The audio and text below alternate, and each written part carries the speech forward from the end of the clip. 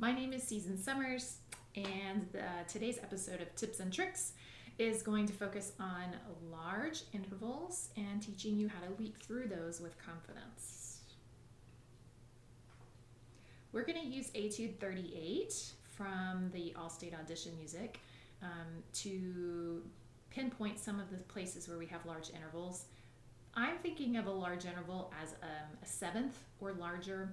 You can certainly define that however you want, but just for today's purposes, that's how I chose these. So you can just peek through and see which of these intervals we're going to be targeting today. Before we get started, there's a couple of things we want to think about. So the first thing is your read. We need to check your read to see if your read is stable. If you have an unstable read, it's going to make what we're doing today either very difficult or impossible to do. And I certainly don't want you trying things and feeling very frustrated because it could just be your read. So let's talk about that. You may have a read that you really love. It sounds good and it plays in tune, but maybe the pitch is unstable. So this is how I check my read. I just will play it octaves on the notes that use the side octave key. So A, B flat, B natural, or C. Any of those notes. And I'm purposefully not going to do anything with my embouchure when I do this. So if you normally do that, just don't do that here, because we want to put the burden on the reed and see how the reed responds to that. So when I do this, I know I'm not going to be perfectly in tune. Normally what will happen is the upper note will be flat, and what we're going to judge is how flat is it compared to the pitch of the lower note. So I would have your tuner on, and I'm just going to do this on an A, knowing that I'm going to play the lower A and see where it is on the tuner. It might be in tune, it might be 10 cents sharp, whatever. And then I'm going to look at where the upper A is in relation to that.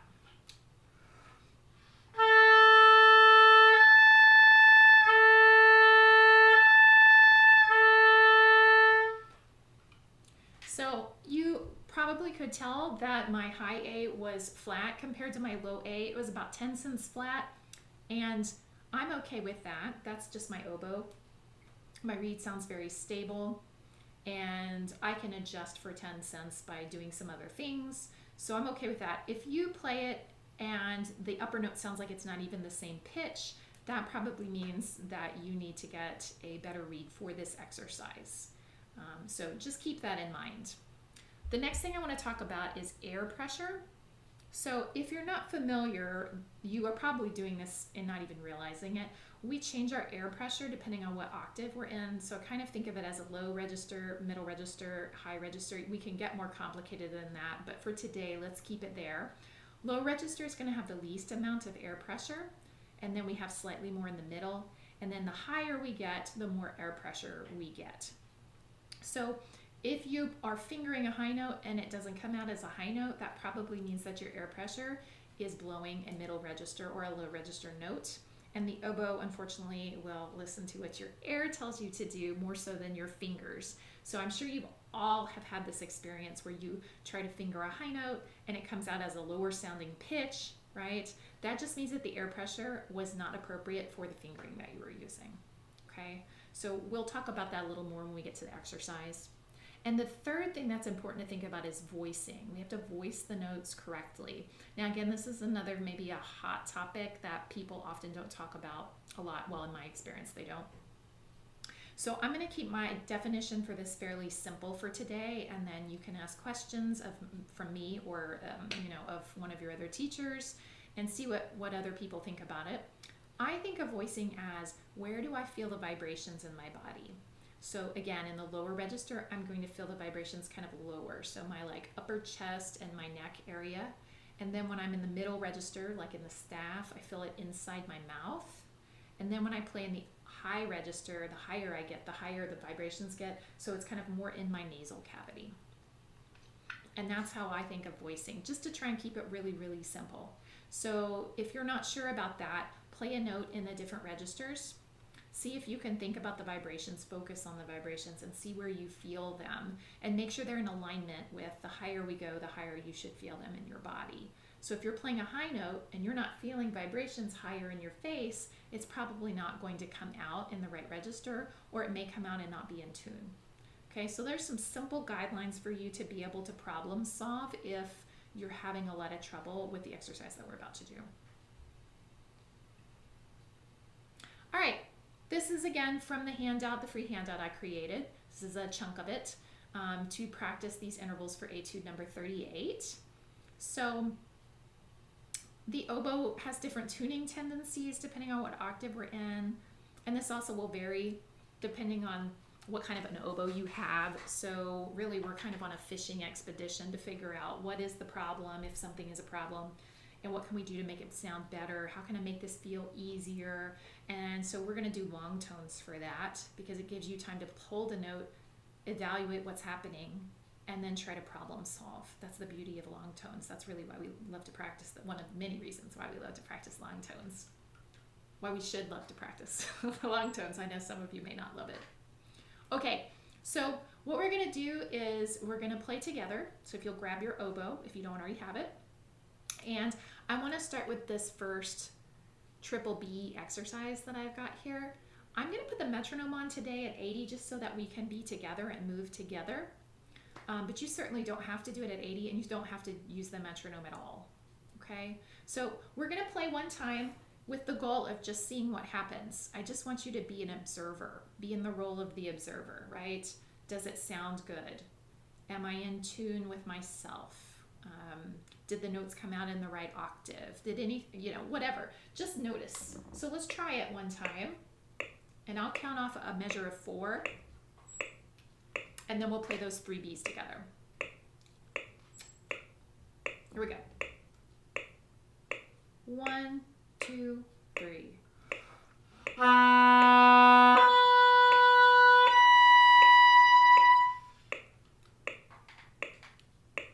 Okay. So,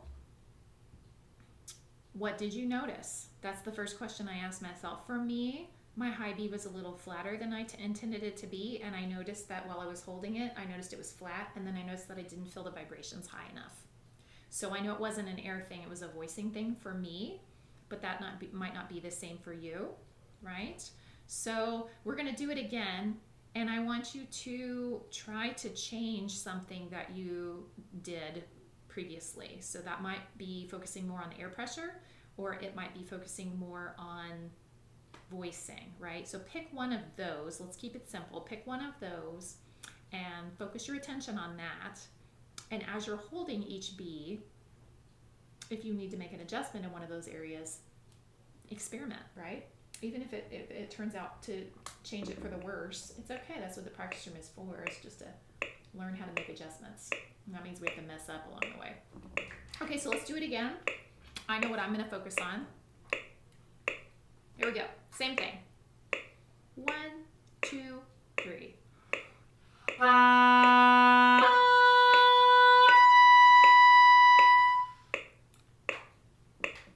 So mine was much better in tune that time, and it felt much easier as well, and I think the tone was much more even. And I'm curious to know what happened for you. If it got worse, right, that's also valuable information that you can think, okay, I did this and I got worse, maybe I need to do the opposite, right? So what I'm teaching you is that we need to not only spend time practicing these intervals, but we also need to be problem solving, not just like, oh, I always sound bad on this note, or this is really hard for me. Well, why is it hard? Why do you sound bad on that note? And then what can you do about it? And I would challenge you to check your air pressure and the voicing first, again, with the assumption that you have a stable reed. Super important, right? Okay, let's do one more. This next one, we've got A sharp to E right here. We've got that in the etude a few times. So what I've done is I've broken it down to where we're practicing those pitches in the same octave, essentially, right? Closer together. First, we start off with the more friendly in the staff octave. Then we go up above to kind of help with the high E. And then to make it even more challenging, then we do it exactly as it's printed on the page, with the interval being quite large. And I would tell you to practice this with all the E fingerings, high E fingerings that you're planning to use in the etude, because you do need more than one. So make sure that you practice it with the different fingering options, that whichever ones you decide or your teacher tells you to use. So let's try this one just straight through. And again, you're just going to play through it, and it probably won't be perfect. I don't think mine will either. And we're going to notice what happens that we didn't intend to happen, and then you go back and you problem solve. So just one time through this. 1, 2, 3.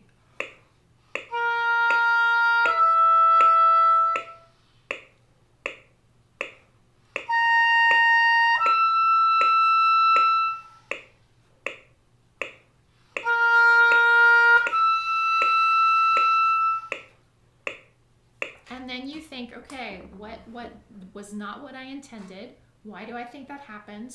Come up with the plan, and then you go back and you try it again, right? And if this is too hard for now, focus on these first two first, and then once those are good, then you can elevate the challenge by adding that. So that's why I've kind of like filled in the gaps, so to speak, here as well. Okay, so practice tricks for this. Air pressure and voicing are usually the culprits for most of you guys if you're having trouble leaping from like a lower note to a really high note, or vice versa, kind of up high and going down to a lower note. So check those things first. Second trick is to overshoot the interval. In your imagination, pretend like instead of going to a high E, you're going to a high G. Even if you've never played a high G, right? If we think of trying to go higher, often then the air pressure will adjust, or the voicing will adjust automatically more appropriately for whatever you're about to play. And you can do that for going down the low notes, so we don't get that kind of donkey honk when we go down low as well. That works as well. Sing the intervals. You don't have to be a singer to do that. In fact, I'm going to play A sharp to E. Sing with me. Ah, and you can sing that in any octave that suits your voice. And just the fact that I can sing that correctly means that I'm hearing it in my head, in my imagination, and I'm more likely to play that in tune. So singing your music is great, but even if you don't like singing, just practice just the intervals.